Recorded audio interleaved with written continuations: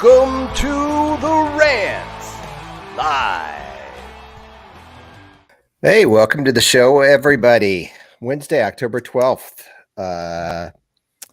Things are moving along in the off season, the postseason, whatever you want to call it these days. For the Cubs, it's the off season. For other teams, it's the postseason.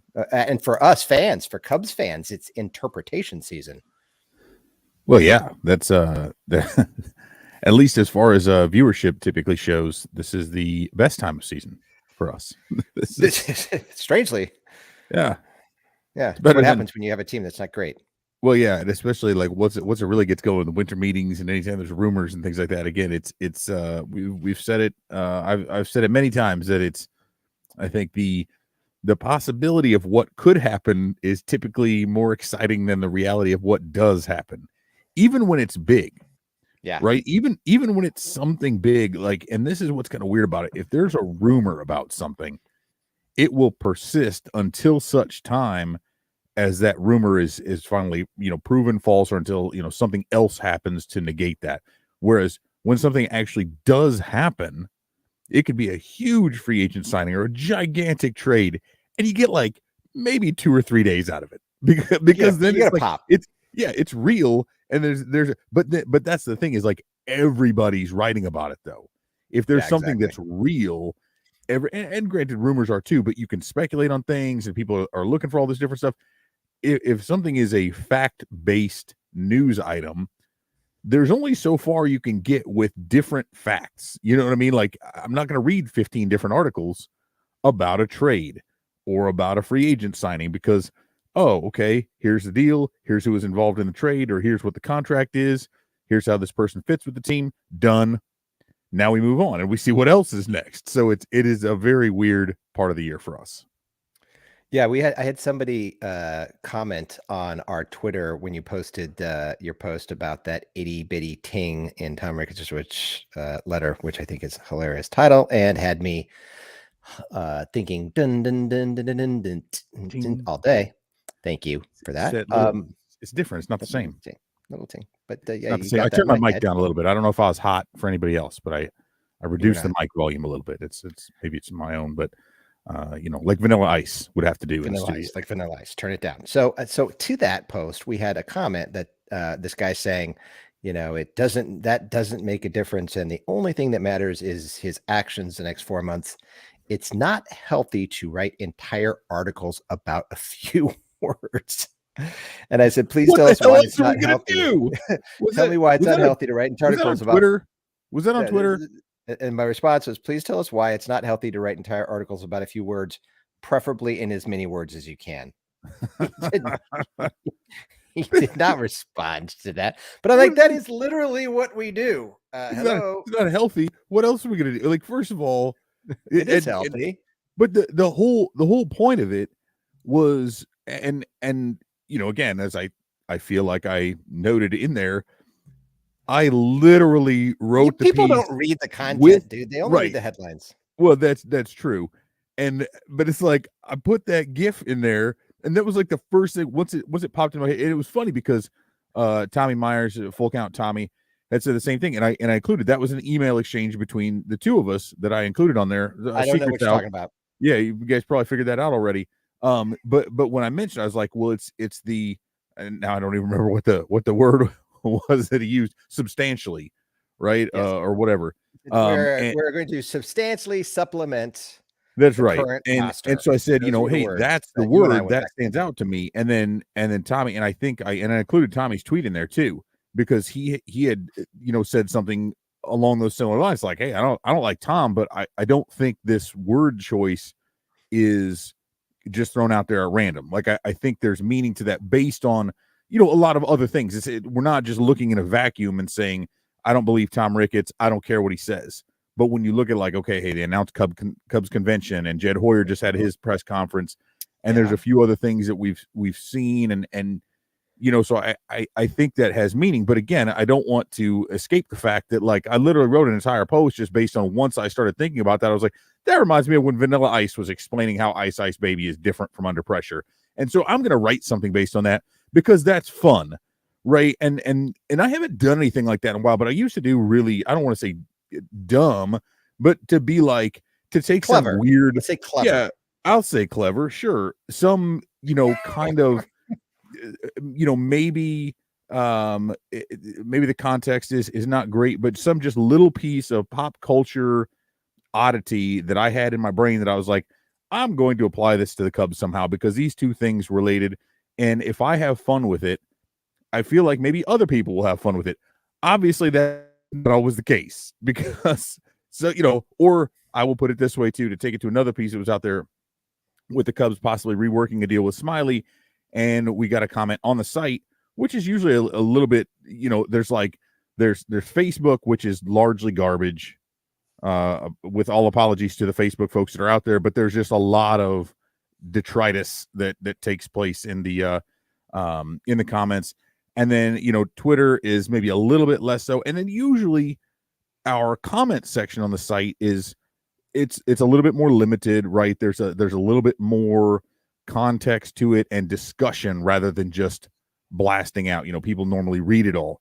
And it was very odd to me that someone commented on the idea of possibly reworking a deal with Drew Smiley, that would be the same thing that led to the downfall this year. And I'm like, how would reworking a deal with a solid pitcher have anything to do with the things that failed them this year, which was largely the offense? But we can discuss that because I do think there are some interesting wrinkles that can fall out of the Smiley thing that fit very, very well with the idea of intelligent spending that we've seen. And because I wrote specifically about the idea of intelligent spending, I wrote about the Smiley thing. And then we've got this, what Ricketts said. And again, is that healthy to have all this stuff on? So I don't know, but the last time I checked, like my doctor didn't recommend blogging one or not blogging. So I don't really give a shit if it's healthy or not. In your annual checkup, they didn't say, I think maybe you should cut back on the blogging a little.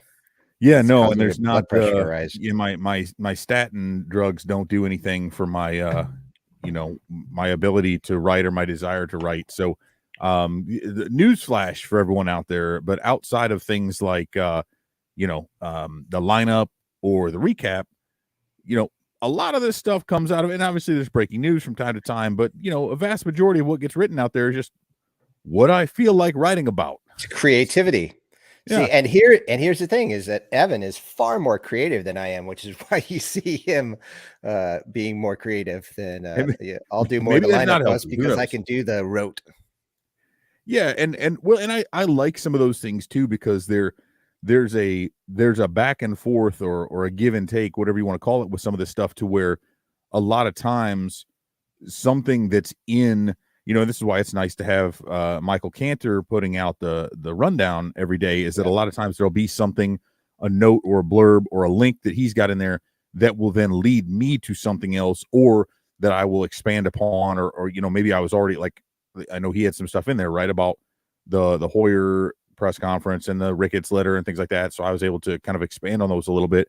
But there's also things, creative guy, Mike Cantor. Yeah, and he's always got some weird, wild angles, generally musically influenced, and so it's cool to take a cue from that from time to time. But in the same manner, right, there might be something that I'll look up when reviewing something. Maybe it's a pitching matchup, or maybe it's something with the way David Ross is using a certain player, and you're like, okay, I don't want to just spend 500 words to write about this in a lineup post, but guess what? I can make that its own separate thing. And vice versa, there might be something that I wrote about with the player that then you can insert into that lineup post because, being repetitive at times, and that's why you'll hear us say all the time, I think we mentioned on our previous show, I know we have a lot of people who read multiple articles on the site. I know we have a lot of people who watch or listen to multiple episodes or all episodes. And so for some of them, some of these things become redundant or repetitive. But I know there are also going to be people who only started reading our website today, or who haven't read in a couple of weeks and are picking it back up, or might not read every post in a day. So sometimes it behooves me or any of us to include, to link back to stuff, to repeat ourselves a little bit, because at the end of the day, I have to treat it as though most people who are reading are not reading everything. At least that's my thought process. And I think that as a blog, we tend to kind of, face reality a little bit more than, say, some other blogs do that tend to focus more on the sunny side or are more agreeable, so to speak. I'll just kind of leave it at that. But I think we do tend to push the envelope just a little bit more. And but it's usually fact backed. Yeah.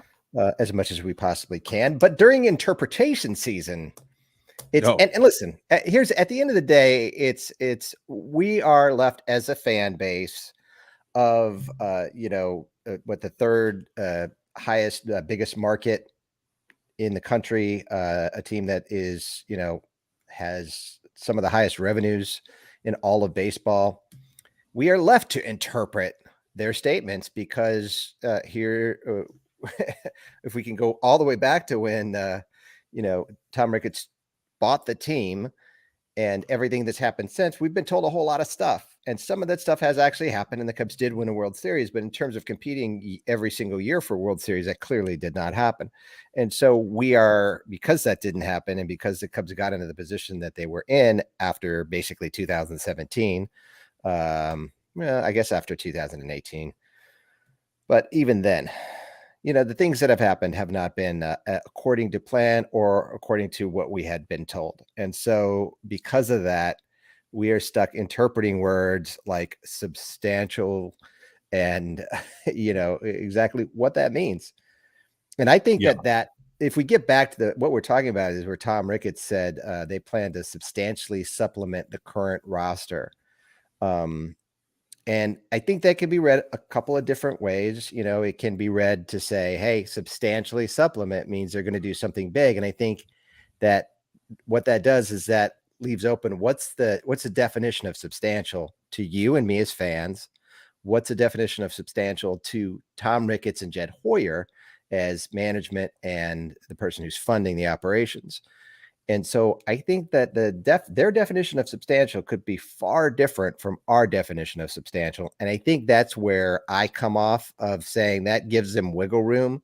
And of course, they always have to have wiggle room in these statements that they make because they're broad statements. They don't want to kind of tip their hat, and things like that. But I mean, listen, at the end of the day, I think we've talked about it ad nauseum, but the Cubs definitely need a third baseman. I saw somebody's projections that had Patrick Wisdom at third base. That's not going to work. Mm-hmm. Yeah, it's not going to work. It's not going to work because his bat doesn't play and his defense is awful. The only way that works is if they go huge. And I think we're seeing more and more.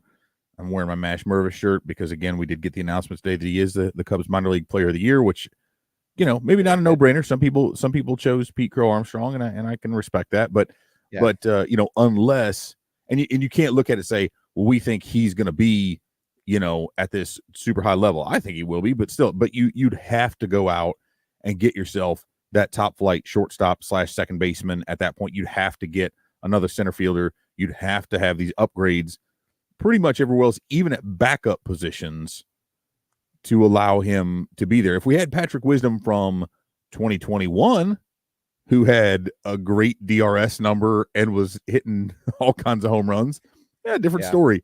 But I think the true picture of Patrick Wisdom, given, and again, I do believe they'll upgrade the rotation, but, I think you're probably only adding one type of pitcher who's a serious, bat missing, defense is kind of there to help them out a couple times versus what we saw with this past season was the defense behind these pitchers is going to get a lot of work, right? These guys are good, but they're giving up a lot of contact, all of them.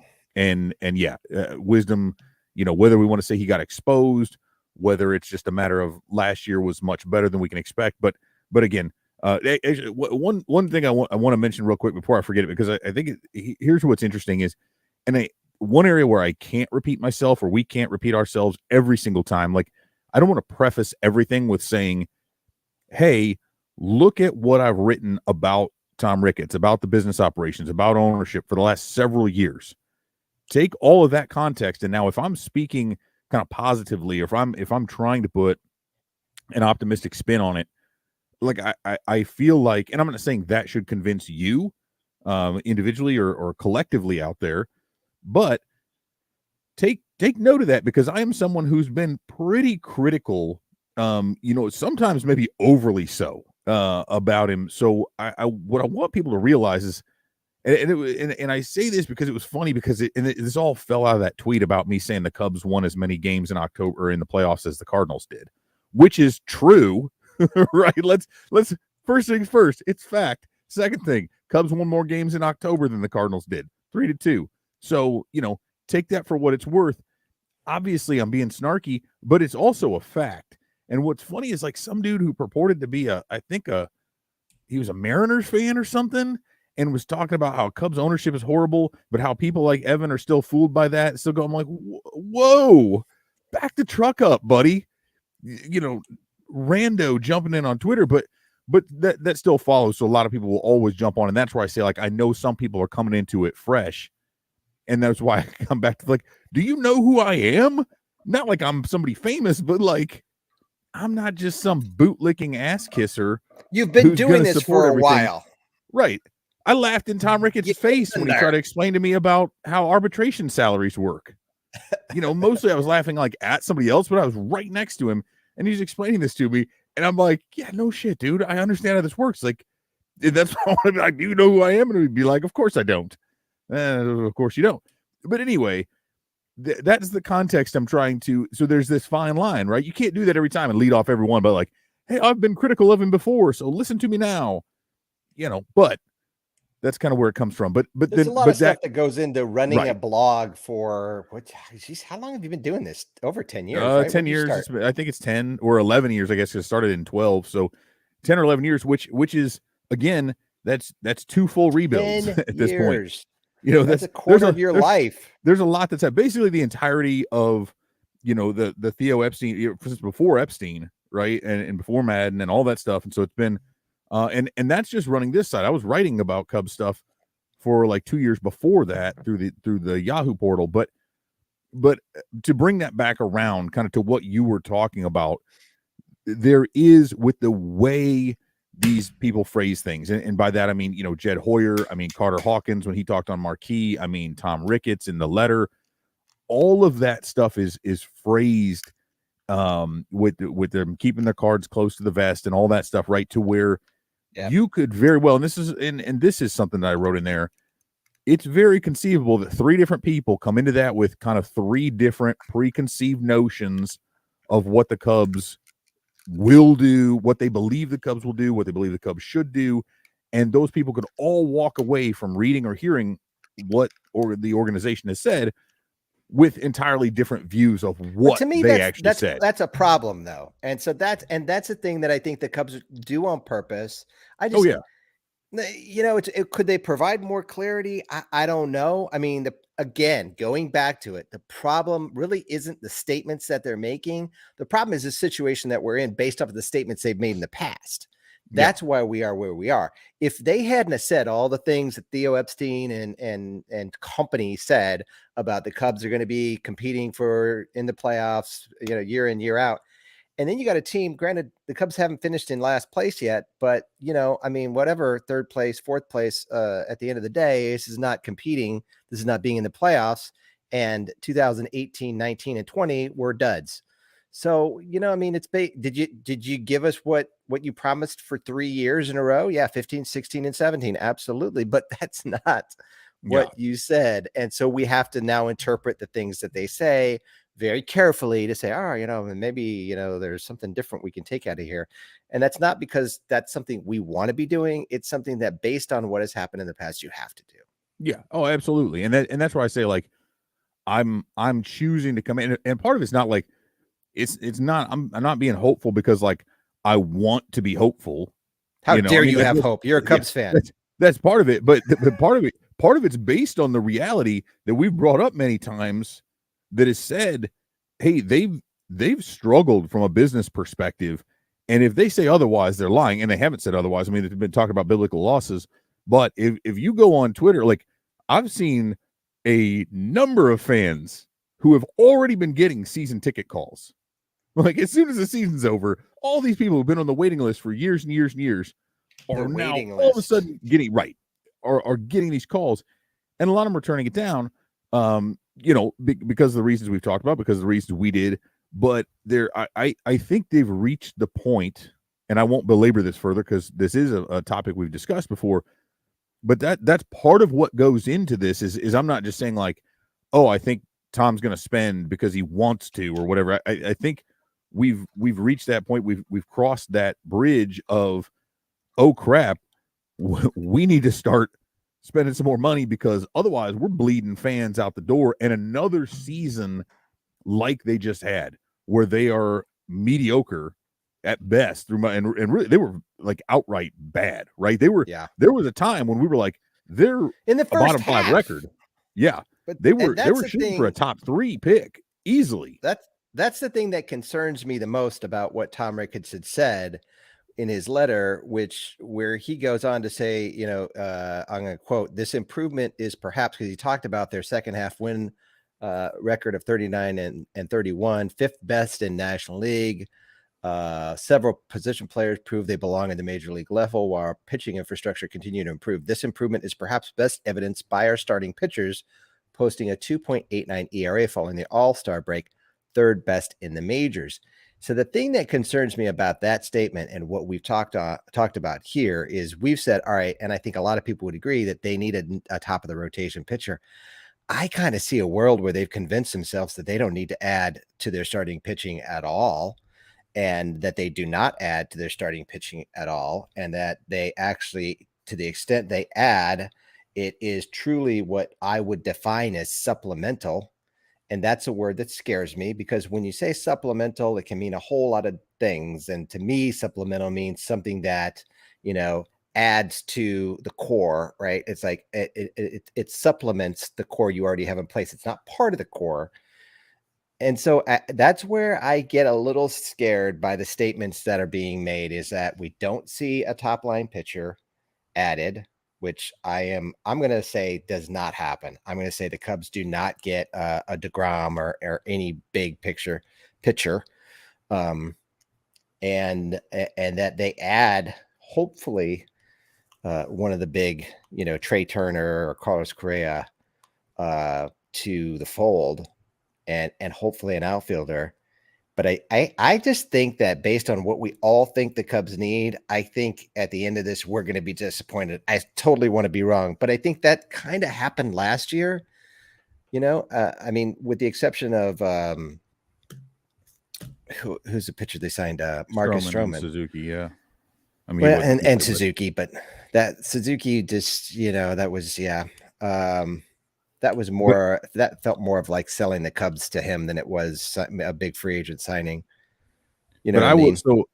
I will take the opposite here and say that I think there are multiple different ways, and I think again substantially stands out to me. I don't believe that word was thrown off in vain. I think that has meaning, but I also think when we do talk about supplement, right, we are by its very nature talking about something in addition to the primary, right? So I think when and it's possible to go out and get one of the big guys. Now, what I will say, and I'll go back to the comment that I made about Drew Smiley, who there's a $10 million mutual option. Now, there was a report earlier that was actually a club option. Maybe it's mutual. I don't know. $10 million makes a lot of sense. But what makes even more sense, at least if you're the Cubs, I think, and Smiley, you go and you work it out and you say, hey, how about we do 2 years, $12 million, right? You get a couple more $1 million. We reduce our AAV by $4 million. Now, why would that be important? Because $4 million in the grand scheme of a $150, $200 million payroll doesn't seem like a whole lot, right? At all. It's like, what, 2%? But where it could make a lot of difference, and follow me on this one, folks, if you will, is let's say you target a Justin Verlander, who got paid $25 million for this past season, which seemed wild initially. But then when you look at a dude who pitched like a Cy Young candidate, at age, whatever he is, 38, 39, 40, right? That dude could, Hayward is coming off next offseason. Hayward's still on the books for this year. But so Verlander is going to command a really big salary again. The Cubs have talked about in the past the desire and willingness, and certainly the ability to pay someone for a shorter period of time. So when I'm thinking supplemental, I'm also thinking, we're not looking at 8 or 10 year deals. I could see them going out, and then that's where the $4 million comes into play, because they might say, well, hey, we'd normally be comfortable paying you 25 again, or whatever it is, but hey, we saved a couple million on Smiley. Let's put that in there and make absolutely certain we get this dude. He's only there for a year, then it falls off. That's a supplement, and then you still have, and then that money falls off. Now you still can go pursue somebody the next year. And maybe it is DeGrom is a little bit different there, but I still think you're talking about a dude who could maybe take a 2 or a 3 year deal. As good as he is, the health stuff from this year, not a great look for him, right? 2 to 3 years, and I've mentioned that he would still be the age after 3 years that Scherzer was when he just got that massive deal.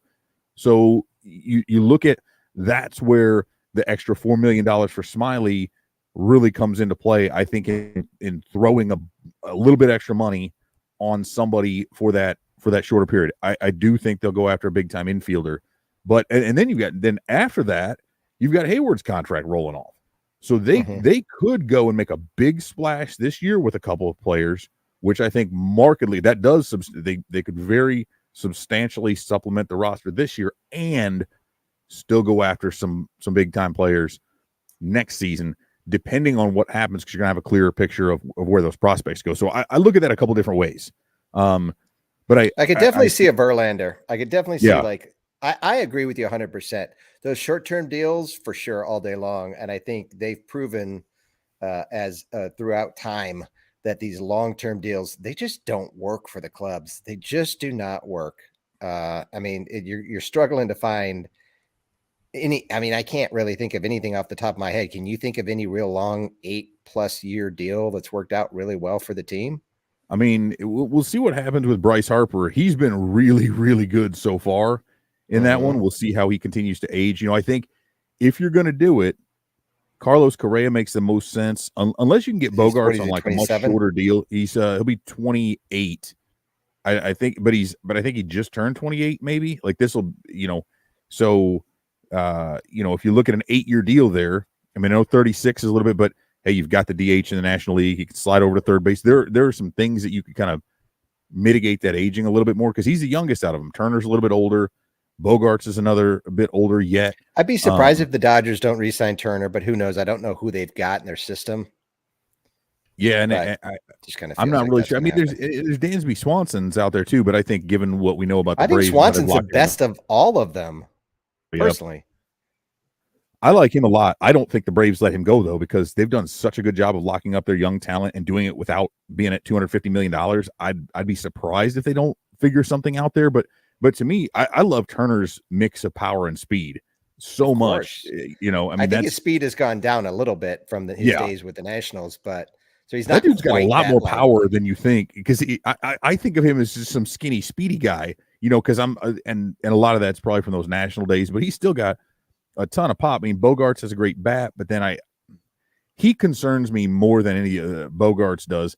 Concerns me more than the others in terms of that aging curve for whatever reason. I could be dead wrong there, but I just and the ability to really play at short, long term, which they don't need, right? They could go and figure something out. But if you can get him somehow on a shorter deal, say 5 years, well, that's a little bit different. But I think Correa, all things considered, we talk about who's going to get paid, how much they're going to get paid, because I do think Turner, being with the Dodgers, if he continues, I mean, he had a home run last night, right? If he continues to show like that moving forward, I think it makes it really tough that I think he'll maybe play himself into a bigger deal, because Correa didn't really do himself a whole lot of favors. It's not like he went out there and had this lights out season. So no, he I don't know. Didn't. And maybe it's one of those deals where you get these guys on another 2 year with an opt-out thing. Who knows? That's what I'm thinking. I think if the Cubs sign any of these guys, it's going to be 5 years or less. Yeah. I just don't see him going for anything longer. And to be honest with you, I'm okay with that. Yeah. I mean, if it makes sense, right? Because that's still a very long window, right? Yep. And it still gives you time to continue to develop your players beneath them as they're coming up through the system, right? They're not blocking anybody realistically at that point. Or if they are, and if in the immediate future, it's like the the Gleyber Torres deal, where the Cubs already had guys locked up in the middle infield, and he was expendable as a prospect. Now, for like 2 seasons there, it looked like the Cubs were really stupid for making that move. But I don't think anybody's looking at it now going like, man, I wish we had Gleyber Torres.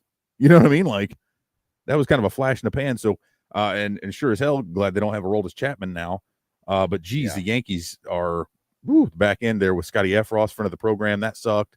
And I know he's feeling down, and that sucks for him, because I was really hoping he could show out, and this would have been a great chance for him. But anyway, as I come around to it, I think it was very clear.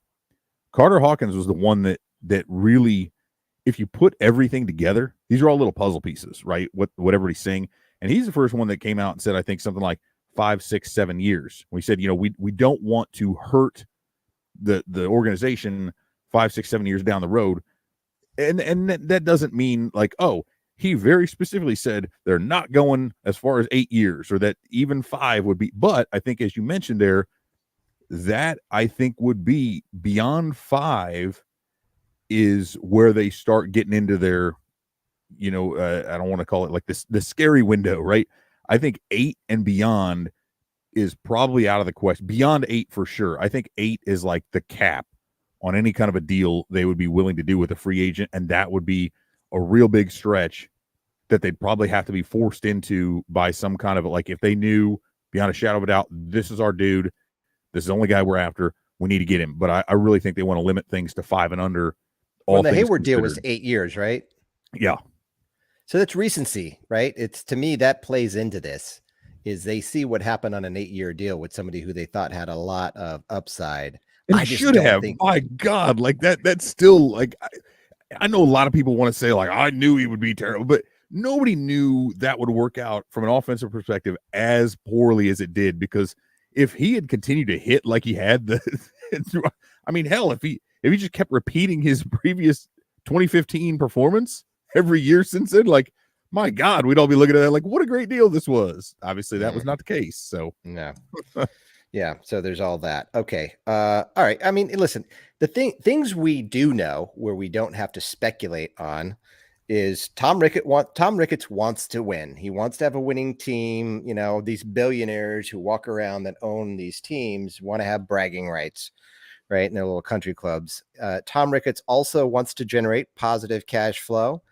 And we will never find out what the numbers are behind the Cubs, their P&L. And so those are things that we do know. And so in order to win, you have to have a good team, a team that's arguably better than the one that we had, that we saw this last, even the second half of the season. But the thing that scares me is they had a winning record. Is Tom Ricketts convincing themselves that they're good enough to win with the team that they have, which defensively and offensively, I think the answer to that is definitely no. And generating positive cash flow is getting people in the stands, as you mentioned, with the season tickets. So we'll see how that all plays out, but those are the things that we do know. So if you want facts, there you go. Yeah, I think it's foolish to say that they won't be active in free agency. And here's the thing. They will be active in free agency. That's not they a may question. Not sign anybody. Right. But the thing is, like, they were active last year. Like we talk about, and a lot of people say, well, they didn't make, but I mean, Stroman, that was a big signing. Suzuki was a big signing who was coveted by a bunch of people. Yan Gomes, not huge, but Gomes had a significant impact on the team. And if we look back, right, when let's provide context here. Outside of Suzuki, Gomes was the largest free agent contract they have given to anyone since Jason Hayward. That doesn't say a lot, though. It doesn't. No, and I'm not saying that is big, but what I'm saying is we went all those years after the Hayward signing, 16, 17, 18, 19, 20, 21. Yeah. Where the biggest individual signing was John Jay at $9 million. And the only multi-year position player was Daniel Descalso. That changed this year. And the Cubs signed Miley, Smiley, Richardson, Martin, and Michael Gibbons. Yeah, I mean they did all those guys they traded. They went out and got all those guys. Well, they picked up Miley off waivers, but then they picked up his. So I mean, they added because we knew they would have to, right? But they were very active in free agency. All those players, the bullpen guys, worked out pretty well. Brought back some other players. So I think it is a fallacy if people look at it and say they weren't active in free agency last year. Now, did they do enough? No, obviously not, because we saw what happened with the team. Do they now have to go out and do more than what they did last year? Yes, absolutely. But to say they won't be active in the free agent market, we've got a comment on here like that, and they've got a quad A level team, and that's enough for 500. Well, let's go. First of all, it's clearly not enough to be 500 in MLB. It very much was not, because the Cubs were not 500 this year. They don't want to just be 500. And here's the thing, with the money they've got falling off and the players that they'll be able to replace, it doesn't take a lot. We're not talking about them having to go out and sign 5 top-tier free agents. Like, if they make the right moves, which is a big, right? That's a big if.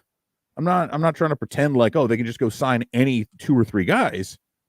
But the right moves, combined with the development we've seen, combined with the success of some of these guys continuing to come up and play well, they can absolutely compete in a division where the Cardinals are the very clear front runners moving into next season. But like, the Brewers don't scare me, right? The Reds aren't going to be any good, and the Pirates aren't there yet. So it doesn't take a lot. I mean, the Cardinals don't scare me either, to be honest with you. So they don't scare me as much as what they did. But I think anytime you've got, their success hinges largely on 2 players. Right. Well, that's true. And maybe one of them opts out and is gone. So that would be even better. And who knows their pitching. But so there's a lot of question marks with the other teams. I think that, but to say, I just think it's funny because they have said specifically they will be active in free agency. They have said specifically that Hoyer will have resources to go out and do it. And we know that he actually had more in the tank last year, because they did, I think, stupidly admit that there was money that was left over in the baseball. But now that's not how budgets actually work, right? But it's like, dude, don't say the quiet part out loud, Crane. What are you doing? I'm sure Jed probably went to his office like, dude, what the fuck are you doing? Don't throw me under the bus like that. But they can get. They had some. They had in a big way. As we say in the finance world, they had some good guys. Yeah. in their monthly P&L reviews, some good guys. So I would like to have a monthly penile review. Penile. Oh, P and L. P and L. Yes, I'm sorry. P and L. Ah, yes, P. We digress. As you. I was on the L smelled like P the last time I was on it. I'll say that much. That's that does happen sometimes. Yeah, and so we get on there later. It's who knows who's gonna be on there. And so onward we go, and we'll see kind of what happens. But we did want to break down the Hoyer kind of Ricketts, whatever you want to call it, year-end summaries. Meanwhile, AFL update. I was at the game on Monday, and Brendan Davis was in the starting lineup, and he had 1 at bat, and then he was in the field. And then I think after the second inning, he came out of the game, and we have not seen Brendan Davis since. He's not in the starting lineup today. He was not in the starting lineup yesterday. So kind of tweeted that out, and don't want to make too much of that, but I have to think that he may, I have to think at minimum, he irritated something. I mean, it just seems suspicious. The circumstances, again, it's total speculation. Do not know, no facts there at all. Maybe it was just kind of a weird way things work, but just something to keep an eye on for sure. Hopefully he's okay, because that would really suck if he hurt himself. Davis so far 18 at bats. He's slashing 278, 381, 667. He's looked great. He's got 2 home runs, 5 hits, 7 runs, 4 RBI. Matt Mervis has kind of had a slow start. He does have a home run. He's only batting 133. Again, only 15 ABs. And then Owen Casey, 17 at-bats, couple of doubles, couple of RBIs. Again, 176. But these guys just haven't gotten a lot of at-bats in general, and that's kind of the way that it works. We're not quite halfway through the AFL. Let's see. Yeah, no, we're not even near halfway. So we'll see how that kind of, and then obviously the Cubs have some pitchers who've got far less time on the hill than Bailey Horns looked some of pretty these good, other hasn't guys. he? He's the only one I think that I've really heard much about, but he was in the other day and he did look pretty good. Let me see if I can pull this up. But yeah. Yeah, I think what's tough about the AFL is like I feel as if it's really prone to guys a lot of times either being on a hot streak or maybe not being able to find, like we saw Nelson Velasquez, right, tore it up out there. We saw Caleb Killian do really, really well after a rough start. And you'll see that. I mean, it's like you said, Casey or Mervis, one or the other could get on a tear and get a bunch of, go 3 for 3, 2 games in a row, and then all of a sudden the numbers look phenomenal. But it's not like, a normal team where you're out there making the same start every day and being in the lineup for the exact same amount. So I think a lot of that is like, part of that is simply, hey, we're trying to build you up because we know, especially with somebody like Mervis, right? His 2020 season was cut short at Duke. He only played 16 games. The minor league season is not as long as a major league season, and that's all he's gotten, and he didn't have 21. Obviously getting back into it this season, he was healthy, but I think part of that is like, okay, let's stretch you out because 162 game season is a grind. And part of that's like almost getting ready for that in a sense by playing in the AFL. So I think as much of that, it's tough to look at good or bad in that and say that it's definitive. But, I think either one of them could, again, get a real hot stretch of games and all of a sudden the numbers just flip instantly. Yeah, so I'm looking at the pictures. Bailey Horn so far has thrown 4.1 innings, 4 1/3 innings, only allowed 1 hit, struck out 4. Good. A 0 ERA. Zach Lee has allowed 3.2 innings. I mean, no one's thrown over 5 and a third innings, but Zach Lee 3.2 innings, and he gave up 3 hits and 2 runs. And then who else? Riley Martin. So Reed hasn't even pitched yet.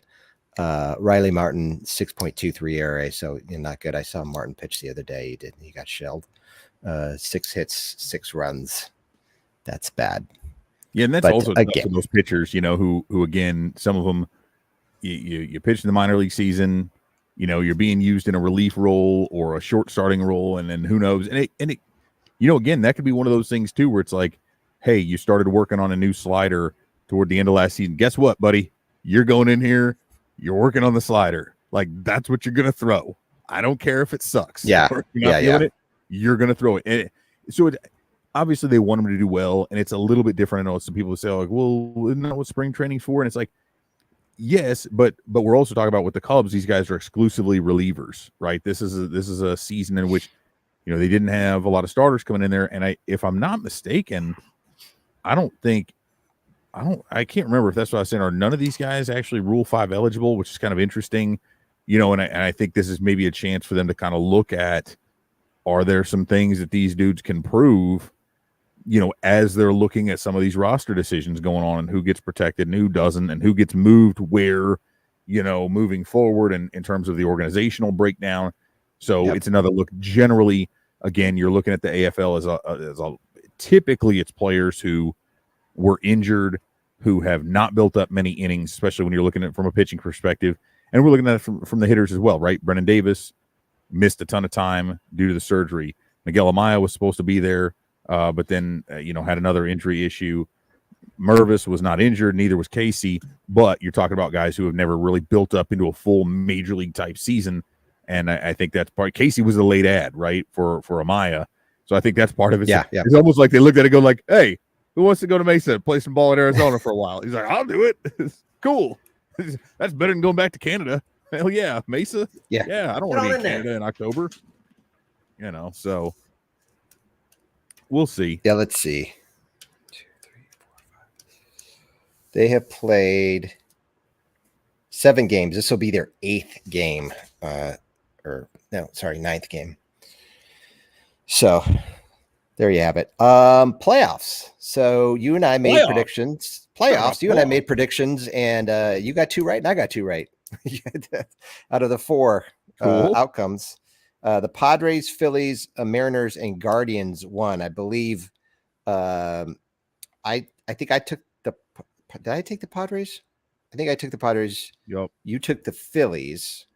No, I had the Cardinals because I said God hates us. Oh yeah, I took the Padres. I took the Padres and the Phillies. You had the Mariners and the Guardians. That's what it was. Was that no? I thought I had Tampa and you had the Guardian. Who cares? We I both Tampa. got okay. Then I did say the Guardian. Yeah, hell yeah, good.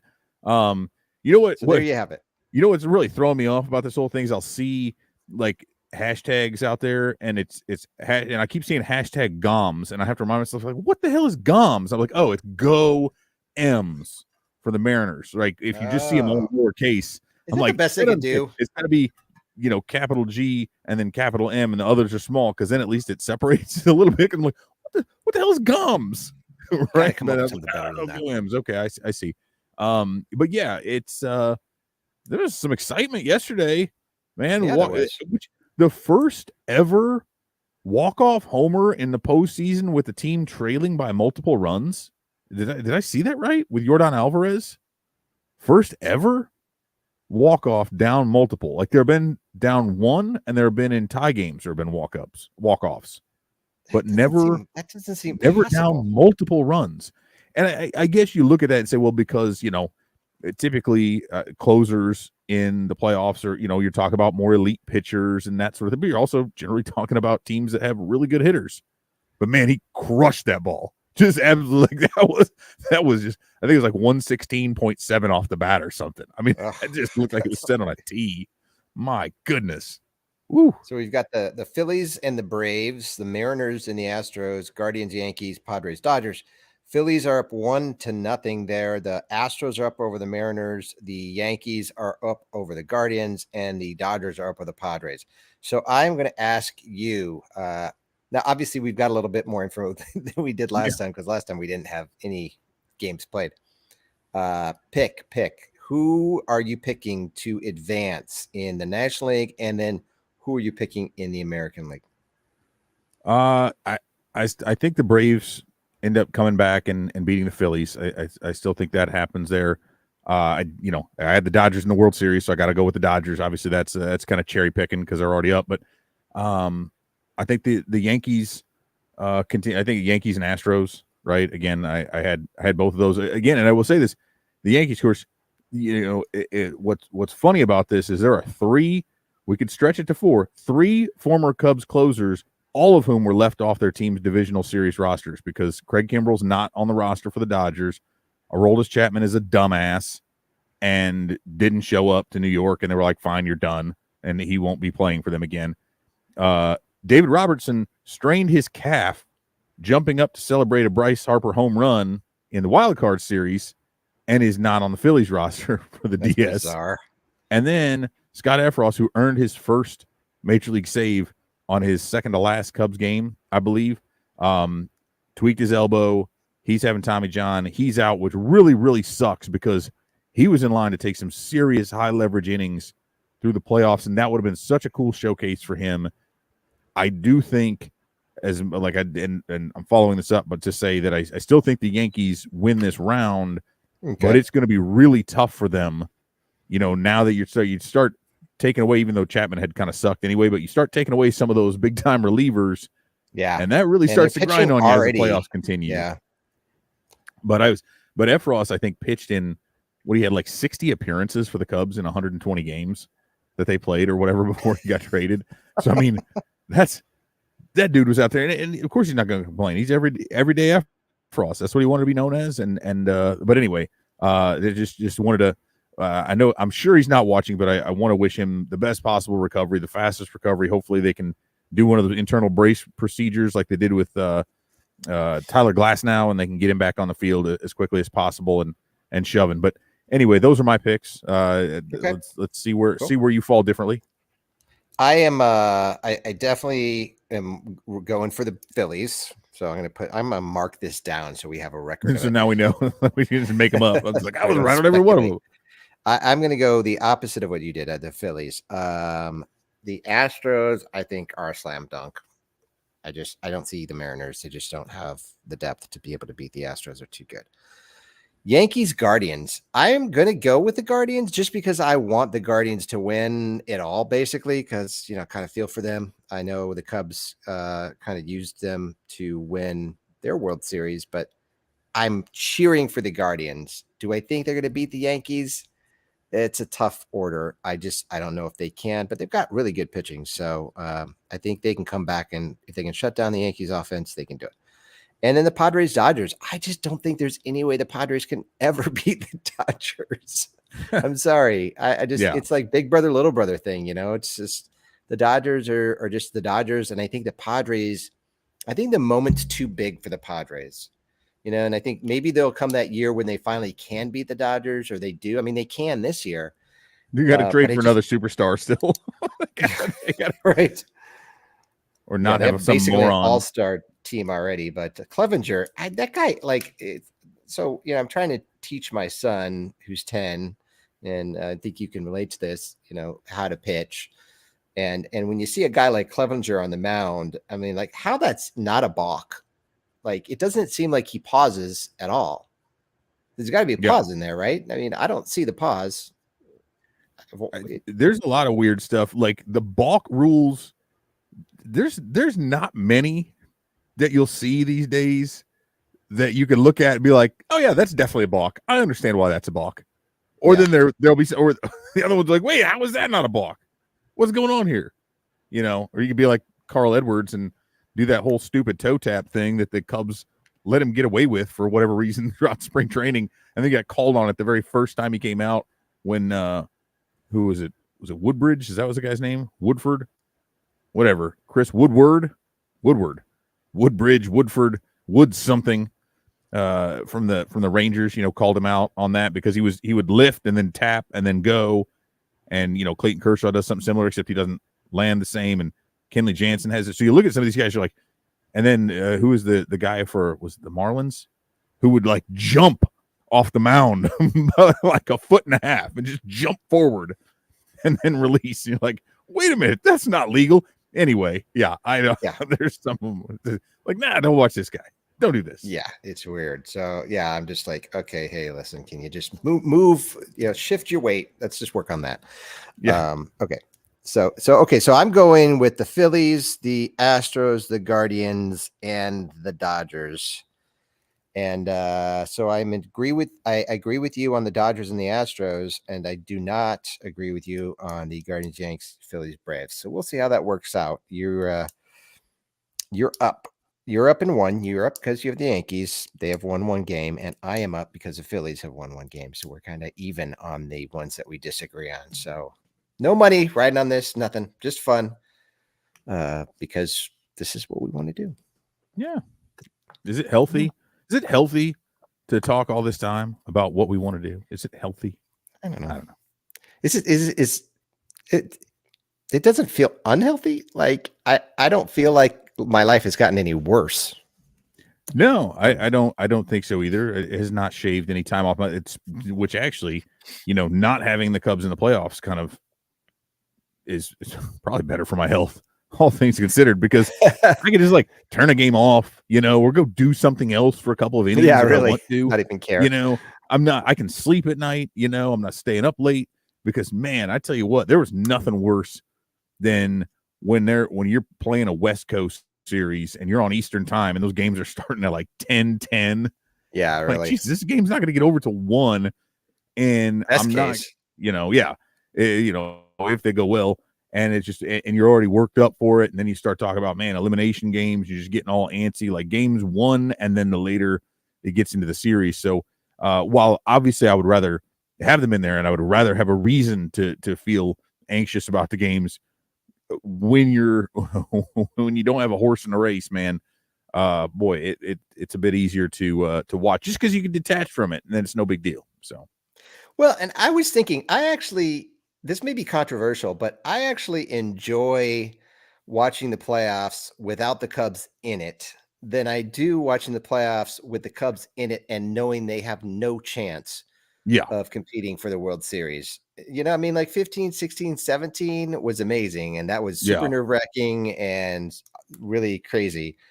But beyond that, there wasn't really a year where you felt like the Cubs had momentum going into the playoffs or had a chance to really go far. And those years to me are far less pleasurable than them just not being in it at all, because at least it's over. You don't have to have kind of this, like, you're hanging on to like hope, thinking like, trying to like figure out how can this possibly end well. Yeah, the 2020 was like a funeral procession for a family member who's been sick for a really long time, where you're just like, God, I don't really want to be here. Like, I have to be here. It's out of obligation. Like, I want to celebrate their life, but runs? Like, did they score any runs? What do they have? Like one. Yeah, but it just was like, I know this sucks. It's the end. And I'm just going to celebrate the fact that it's over and we are now without pain.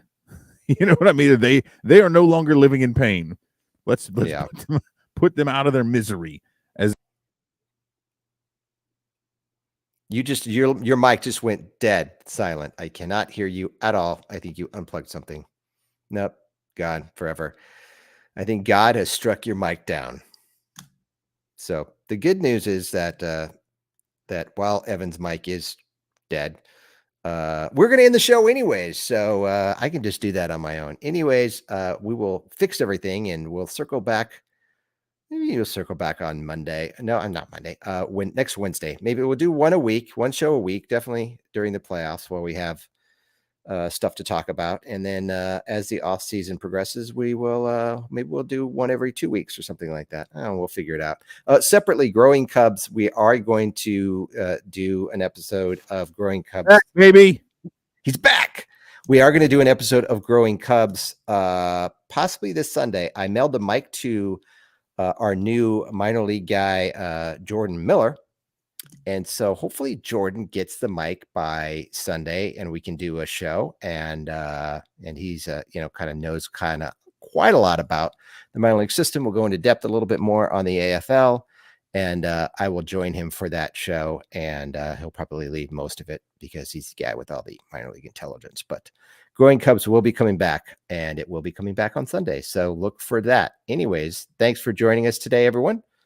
It's been a real pleasure. We'll see you next week. Cool. See you. Bye.